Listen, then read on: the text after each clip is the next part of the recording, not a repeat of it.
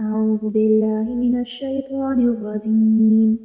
بسم الله الرحمن الرحيم. والنازعات غرقا والناشطات نشطا والسابحات سبحا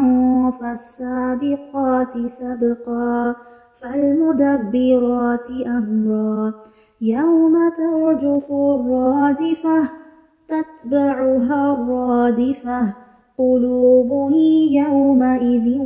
واجفة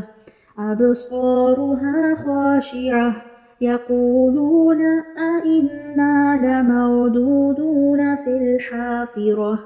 أئذا كنا عظاما نخرة قالوا تلك إذا كرة خاسرة فإنما هي زجرة واحدة فإذا هم بالساهرة هل أتاك حديث موسى إذ ناداه ربه بالوادي المقدس طوى اذهب إلى فرعون إنه طغى فقل هل لك إلى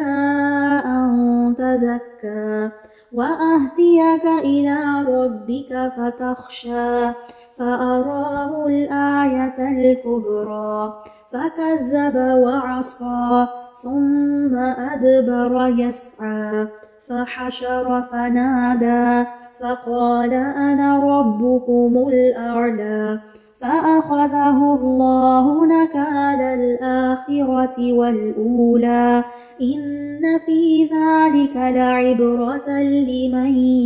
يخشى أأنتم أشد خلقا أم السماء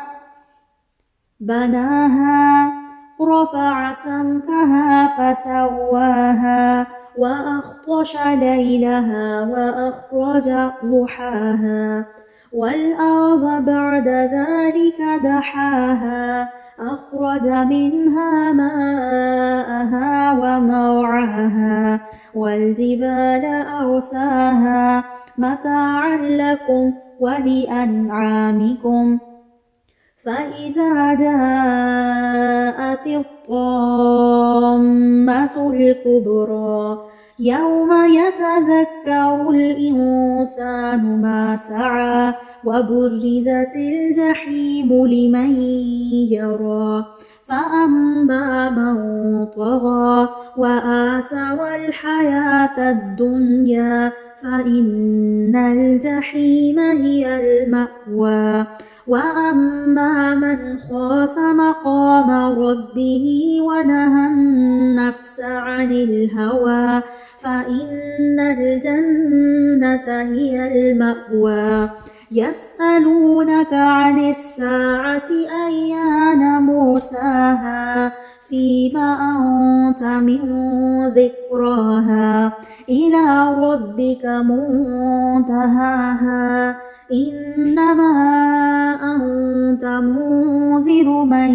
يخشاها كأنهم يوم يرونها لم يلبثوا إلا عشية أو ضحاها.